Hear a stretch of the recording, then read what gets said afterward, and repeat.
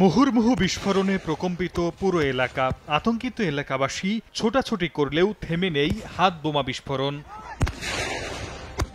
এলাকাবাসী জানান, আধিপত্য বিস্তার নিয়ে দীর্ঘদিন ধরে শরীয়তপুরের জাজিরা উপজেলার বিলাসপুর ইউনিয়নের সাবেক চেয়ারম্যান কুদ্দুস ব্যাপারী ও স্বেচ্ছাসেবক লীগ নেতা জলিল মাতবরের মধ্যে বিরোধ চলছিল। এরই জেরে শনিবার সকালে দুর্বাডাঙ্গা এলাকায় উভয় পক্ষের সমর্থকরা সংঘর্ষে জড়ায়। এ সময় অর্ধশতাধিক হাত বোমা বিস্ফোরণ ঘটানো হয়। এতে বেশ কয়েকজন আহত হয়েছেন। খবর পেয়ে ঘটনাস্থলে পৌঁছে পরিস্থিতি নিয়ন্ত্রণে আনে পুলিশ ও সেনাবাহিনী। একটা দল আছে চেয়ারম্যানের, আরেকটা দল আছে জলিল মাতবরের। এই দুইটা দল দুইজনের, বুঝলেন? দুইটা দল দুইজনই চালায়, দুইজন হারাই হারাই কাজ করে। আমরা শান্তি চাই, আমরা কোনো মারামারি এরকম আতঙ্কের ভিতর থাকতে চাই না।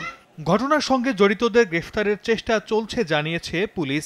যৌথ বাহিনী একটা টহল দিব, প্লাস হচ্ছে যে এখানে দেখি সেখানকার পরিস্থিতি অনুযায়ী ব্যবস্থা নেব। পুলিশ সংবাদ পেয়ে ঘটনাস্থলে আসে, পরিস্থিতি নিয়ন্ত্রণে আনে। বর্তমানে পরিস্থিতি স্বাভাবিক আছে।